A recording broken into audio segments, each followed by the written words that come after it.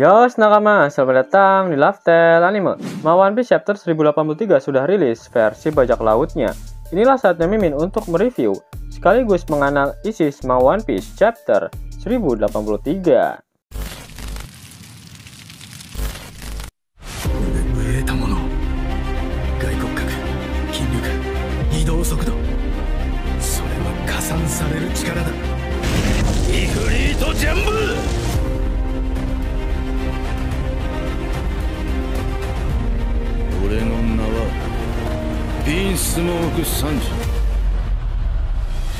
Sesuai permintaan kalian, akhirnya Lifestyle Anime berkolaborasi dengan Misfit Society membuka pre-order untuk hoodie series One Piece. PO dibuka dari tanggal 10 sampai tanggal 20 Mei. Hayo, jangan sampai ketinggalan ya. Hoodie menggunakan bahan katun yang tebal dan adem, lembut dan juga tidak kaku. Warna yang tersedia adalah hitam dengan ukuran dari S sampai 4XL. Dan kamu juga akan dapat gratis stiker dan gantungan kunci. Karena kualitas hoodie kali ini sangat bagus, kami memberikan garansi kualitas 100% uang kembali jika kalian tidak suka dengan hasilnya. Jadi tak ada yang perlu nakama khawatirkan. Harga PO hanya 299.000 saja. Diskon dari 450.000. Min, mau desain yang lain dong, bisa nggak? Bisa dong. Yuk langsung saja klik link di deskripsi untuk ikut pre-order hoodie-nya. One Piece Chapter 1083 mendapatkan judul The Truth of That Day, di mana pada chapter kali ini Sabo mulai menceritakan kebenaran yang sebenarnya terjadi saat mereka menyusup ke Merijoa. One Piece Chapter 1083 diawali dengan memperlihatkan kondisi di kerajaan Kamabaka. Para anggota pasukan revolusi termasuk Morley terlihat sedang bercengkrama di luar kastil. Sedangkan di dalam kastil hanya ada Sabo, Emporio Ivankov, dan Monkey D. Dragon yang sedang membicarakan hal serius mengenai kejadian sebenarnya yang terjadi di Reverie. Sabo mengatakan jika pasukan revolusi sudah menyelesaikan semua misi yang harus mereka lakukan di Merijoa. Total ada 3 misi yang sukses dilakukan. Pertama, pasukan revolusi secara resmi telah mendeklarasikan perang terhadap pemerintah dunia dengan menghancurkan simbol milik kaum naga langit. Kedua, mereka berhasil membebaskan Bartolomeo Kuma serta berhasil membebaskan sebanyak mungkin budak yang ada di Merijoa. Ketiga, mereka berhasil menemukan dan menghancurkan gudang penyimpanan makanan milik kaum naga langit. Semua hal yang telah pasukan revolusi lakukan di Merijoa sudah cukup untuk memancing perhatian dunia terhadap mereka. Bahkan pihak Angkatan Laut sampai mengirimkan perwira tinggi mereka untuk menghentikan aksi pasukan revolusi di Merijoa.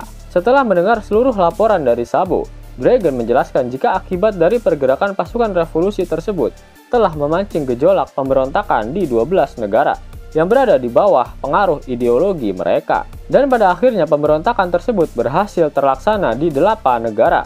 Ivankov menambahkan jika insiden tersebut dinamakan Revolusi 8 Negara.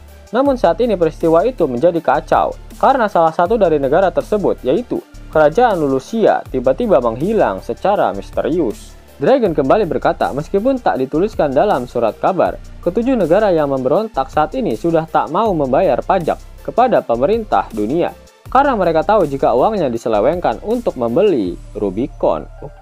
Selain itu, ketujuh negara tersebut sudah tak mau menyuplai logistik apapun kepada pemerintah dunia. Ivankov menambahkan bahwa di seluruh penjuru dunia, pasukan revolusi berhasil menghancurkan kapal-kapal kargo milik pemerintah dunia, sehingga mereka telah menghentikan aliran persediaan logistik ke Merijoa. Letak geografis Merijoa yang berada di atas memang menjadikan tempat itu bagaikan benteng yang tak bisa ditembus. Namun bahkan dewa sekalipun tak akan bisa bertahan dalam krisis makanan. Akhirnya mereka merasakan bagaimana hidup tanpa uang dan makanan. Hihau! Saking semangatnya, Ivankov bahkan sampai memasang kuda-kuda.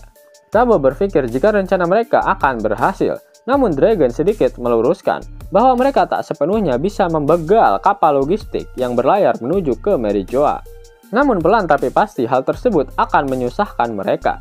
Dragon lalu mewanti-wanti jika pemerintah dunia pasti tak akan tinggal diam dengan semua kekacauan yang sedang terjadi saat ini. Ketika Ksatria Suci melakukan pergerakan, maka pertarungan sebenarnya akan segera dimulai. Diperlihatkan siluet dari Ksatria Suci, jumlahnya ada 9 orang. Berbicara mengenai Ksatria Suci, sebenarnya namanya sudah pernah disebut pada One Piece Chapter 1054, di mana Kizaru bertanya pada Akainu mengenai percobaan pembunuhan dari Saint Carlos oleh Saint Josgard, di mana kesatria suci sampai turun tangan untuk menyelesaikan masalah tersebut. Dan Akainu memilih untuk tidak ikut campur dengan permasalahan mereka.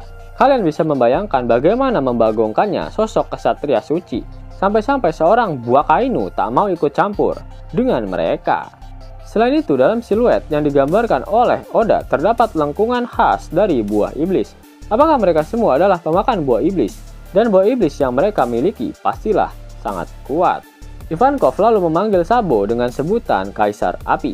Dan dia berkata jika saat ini Sabo merupakan incaran nomor 1 dari para kesatria suci. Sabo diperlihatkan memegangi kepalanya. Dia berkata bahwa julukan tersebut masih terlalu berat untuknya. Dragon kembali berkata jika informasi mengenai pembunuhan Raja Kobra oleh Sabo, terlepas benar atau tidaknya, telah menjadikan Sabo sebagai pahlawan. Sambil menuangkan tuak cap orang tua ke dalam gelas, Dragon melanjutkan perkataannya. Karena di mata para pemberontak di seluruh dunia, semua orang yang berasosiasi dengan pemerintah dunia dianggap menjadi bagian dari mereka. Memang benar jika ada raja yang jahat, yang bisa disalahkan atas perbuatan buruk mereka. Namun banyak juga raja yang baik hati dan rajin menabung di dunia ini. Raja kerajaan Alabasta yaitu Raja Kobra adalah salah satu raja yang memiliki kebaikan hati yang paling besar dan sosok yang terkenal dengan pemerintahan yang sangat bagus. Sabo merasa informasi dari surat kabar saat ini memang tak pernah sesuai dengan fakta yang ada. Namun dia tetap berduka cita atas kematian Raja Kobra. Sabo juga tak bermasalah jika menjadi tertuduh atas kematian Raja Kobra, jika itu bisa menjadi pemantik dari terbakarnya api dari pemberontakan. Dragon sudah menunggu penjelasan dari Sabo tentang fakta yang sebenarnya terjadi atas kematian dari Raja Kobra, karena foto yang ada di surat kabar tergambar dengan sangat jelas. Dragon lalu memperlihatkan artikel yang menjelaskan tentang kematian Raja Kobra dengan foto Sabo yang berada tepat di samping jasad Raja Kobra. Ivankov menambahkan bahwa seluruh anggota pasukan revolusi berkaca-kaca ketika membaca informasi tersebut dan dengan putus asa memikirkan alasan yang masuk akal mengapa Sabo melakukannya, karena mereka semua percaya pada Sabo. Sabo sangat terkejut saat melihat foto yang seakan-akan dialah pelaku pembunuhan yang sebenarnya. Flashback pun diperlihatkan lebih dari sebulan yang lalu di Tanah Para Dewa, Tanah Suci, Merijoa. Tepatnya saat Kongres Reverie berlangsung. Pasukan pengamanan Merijoa mengumumkan jika ada penyusup yang masuk ke dalam Tanah Para Dewa. Mereka adalah komandan dari pasukan revolusioner dan terkonfirmasi mereka berjumlah 4 orang. Para sampah Tenryubito berlarian menjauh dari gudang penyimpanan makanan yang telah dihancurkan oleh pasukan revolusi. Mereka berkata jika para penyusup ada di sana. Di sisi lain, para Tenryubito juga terkejut saat melihat simbol kaum naga langit dihancurkan. Serta ada juga yang kesal karena gudang yang berisikan makanan enak dan mewah telah dihancurkan. Para sampah itu lalu mengutuk aksi yang dilakukan oleh kaum miskin tersebut. Dan dia ingin memastikan para penyusup itu mendapatkan hukuman pancung. Sampah Tenryubito lain berkata, dia ingin seluruh pasukan penjaga juga dihukum mati karena telah membiarkan peristiwa ini bisa terjadi. Di sisi lain diperlihatkan Tenryubito yang sedang melarikan diri dari kekacauan dengan menunggangi seorang bajak laut yang dia jadikan sebagai budak. Dia kesal karena si budak berjalan terlalu lambat. Sosok bajak laut itu pun terlihat sudah tua. Bahkan sosok itu dicambuk karena dia tak mau sesuatu yang buruk terjadi pada dirinya. Dan Ryubito itu akhirnya turun dan berniat untuk berjalan sendiri. Dia memecat budaknya dan bersiap untuk menembak kepalanya menggunakan pistol. Tiba-tiba muncul burung gagak yang melesat dan merebut pistol tersebut. Ternyata sosok itu adalah Karasu. Dia kemudian menembakkan burung gagak ke arah budak tadi. Burung gagak itu berkata jika dia harus segera pergi ke arah bagian timur dari kota. Para pasukan penjaga segera menghampiri dan menyadari jika Karasu adalah salah satu dari anggota revolusioner. Tanpa ampun mereka langsung menembaki Karasu. Salah satu dari mereka juga mengevakuasi sosok Tenryubito yang ternyata bernama Saint Pluming. Pluming kesal dan meminta para penjaga untuk menembaki Karasu hingga tak bersisa. Tubuh Karasu berubah menjadi abu hitam dan para penjaga kebingungan mencari di mana keberadaannya. Tiba-tiba muncul abu hitam yang menyelimuti kaki para penjaga. Karasu diperlihatkan sudah berada di belakang para penjaga tanpa ada yang menyadarinya. Obelisk Shot. 10,000 slash. Karasu memunculkan tombak hitam yang menghujam para penjaga dari arah bawah. Akhirnya terungkap jika Karasu, sang komandan utara dari pasukan revolusioner, adalah pemakan buah iblis Shot Fruit. Shot memiliki arti abu sisa hasil pembakaran, dan jika dilihat dari kekuatannya seharusnya buah iblis milik Karasu bertipe Logia. Buah iblis milik Karasu mirip seperti buah iblis Logia milik Smoker, namun Shot Nomi milik Karasu lebih superior, di mana kasusnya mirip seperti Merah-Merah Nomi milik Sabo dengan Magu-Magu Nomi milik buah Kainu. Di sisi lain terlihat ada yang menghancurkan rantai borgol para budak menggunakan tembakan laser. Sosok itu meminta para budak untuk segera pergi ke area timur dari kota. Mereka diminta untuk menunggu di sana sebelum pergi meninggalkan Merijoa bersama-sama. Para budak berterima kasih pada sosok itu, dan dia meminta para budak untuk memikirkan keselamatan mereka terlebih dahulu. Ternyata sosok yang menyelamatkan para budak adalah Lindbergh, komandan selatan pasukan revolusioner. Burung gagak milik Karasu memberitahu Lindbergh jika para budak sedang menuju ke arahnya dan memintanya untuk membebaskan mereka. Grow Rencon. Karasu menembakkan banyak burung gagak ke arah Admiral Fujitora. Di sisi lain, Morley, komandan barat pasukan revolusi, sedang bertarung melawan Admiral Ryokugyu yang sudah berubah menjadi pohon. Morley bingung kenapa pria yang dilawannya sangat mudah marah. Ryokugyu menjawab semua hal itu terjadi karena pasukan revolusi telah menghancurkan kota, dan dia bertanya pada Morley di manakah pemimpin mereka sekarang. Morley berhasil menusuk tangan Ryokugyu menggunakan tombaknya. Morley merasakan Ryokugyu menggesek-gesekkan tanaman ke bagian tubuh miliknya, dan dia menyebut Ryokugyu dengan sebutan mesum. Dipanggil dengan sebutan pria mesum, lantas membuat Ryokugyu semakin murka. Dia menyerang secara barbar hingga mengenai beberapa Tenryubito yang ada di sekitarnya. Salah satu dari mereka berkata jika Ryokugyu sampai melukai Tenryubito, maka dia akan mendapatkan hukuman mati. Ryokugyu kesal karena dia sadar tak bisa bertarung dengan leluasa di Merijoa, dan dia meminta para Tenryubito yang ada di sekitarnya untuk segera mengevakuasi diri mereka. Ryokugyu kemudian berteriak ke arah Fujitora dan bertanya apa yang ingin dia lakukan. Dengan santainya, Fujitora menjawab jika dia ingin menghujamkan meteor. Ryokugyu terkejut dan meminta Fujitora untuk menghentikan aksi barbarnya tersebut. Seseorang berkata jika dua admiral itu tidak bertarung di tanah suci Merijoa, maka medan pertempuran ini bisa mereka hancurkan dengan sangat mudah. Ternyata yang barusan berbicara adalah mantan anggota CP9 yang sudah naik pangkat menjadi anggota CP0. Mereka adalah Jabura, Blueno, Mia Khalifa, lalu Fukuro, dan Kumadori. Blueno berkata meskipun para admiral tak bisa mengeluarkan kekuatan penuh mereka, namun para komandan revolusi juga memperlihatkan perlawanan yang menarik. Kumadori menambahkan jika sosok komandan di sebuah pasukan memang seharusnya seperti itu. Kemudian Karasu, Lindbergh, dan Morley dibuat terkejut saat Fujitora benar-benar ingin menghujamkan meteor ke arah mereka. Karasu lalu menghubungi Sabo dan menanyakan apakah dia sudah mendapatkan kunci borgol milik Kuma. Sabo menjawab dia telah mengetahui lokasi penyimpanannya dan akan segera pergi untuk mengambilnya. Sabo lalu menelpon Lindbergh dan menginformasikan jika Kuma saat ini sedang pergi menuju ke kastil Pangea. Sabo melihat Saint Roswald dan anaknya, Saint Carlos. Sabo sadar jika mereka akan melakukan pembalasan dendam atas insiden yang terjadi di Socializing Plaza. Dan Sabo yakin jika mereka masih belum menyerah untuk mendapatkan Shirahoshi.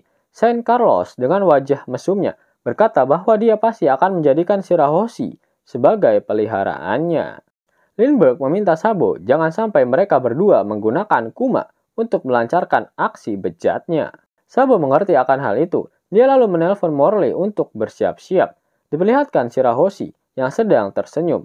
Di sisi lain diperlihatkan Jewelry Bonnie yang terus berlari untuk mengejar ayahnya. Kemudian diperlihatkan Vivi yang sedang bersama dengan Rob Lucci. Vivi meminta agar Lucci pergi meninggalkannya sendirian karena dia ingin meminta bantuan langsung kepada Vice Admiral Garp. Lucci mencoba meyakinkan Vivi jika dia akan melindungi Shirahoshi. Vivi tak mempercayai omongan Lucci karena pasti Shirahoshi akan kembali diincar oleh para Tenryubito itu. Shin kemudian memperlihatkan Raja Cobra yang sedang diantar oleh Chaka dan Pel ke sebuah ruangan. Penjaga pintu gerbang mengatakan hanya Raja Cobra yang diizinkan untuk bertemu dengan para Gorosei. Raja Cobra berkata pada Chaka dan Pel, dia yakin jika pertemuannya dengan para Gorosei tak akan lama. Namun dia meminta pada mereka untuk menjaga Vivi, karena Raja Cobra khawatir jika tomboy Vivi keluar dan melakukan hal-hal yang aneh lagi. Yap, itulah review untuk One Piece chapter 1083. Dan kali ini, Mimin ingin mencoba menganalisis tipis-tipis untuk chapter kali ini. Nah, informasi paling menarik di chapter kali ini yaitu dimunculkannya siluet dari 9 kesatria suci milik pemerintah dunia. Apakah hal ini menjadi informasi umum atau tidak? Namun baru Dragon saja sosok yang tidak termasuk ke dalam circle pemerintah dunia yang pertama kali menyebutkan tentang para kesatria suci ini. Sejauh apa informasi yang dimiliki oleh Monkey D. Dragon mengenai pemerintah dunia? Apakah dia juga sudah mengetahui tentang keberadaan dari Im Sama? Hal yang juga menarik dari siluet para kesatria suci adalah sosok yang mirip dengan Akagami no Shanks. Sudah banyak opler yang membahas mengenai Shanks ini. Namun jika kalian perhatikan lagi siluet mereka, ada satu sosok yang mirip dengan Dragon ketika dia berada di Ohara pasca peristiwa Buster Call di sana. Apakah Dragon mengetahui semua seluk-beluk mengenai pemerintah dunia karena dia sebelumnya berada di posisi penting di dalamnya? Maka akan sangat membagongkan jika Monkey D. Dragon adalah mantan dari salah satu prajurit suci milik pemerintah dunia.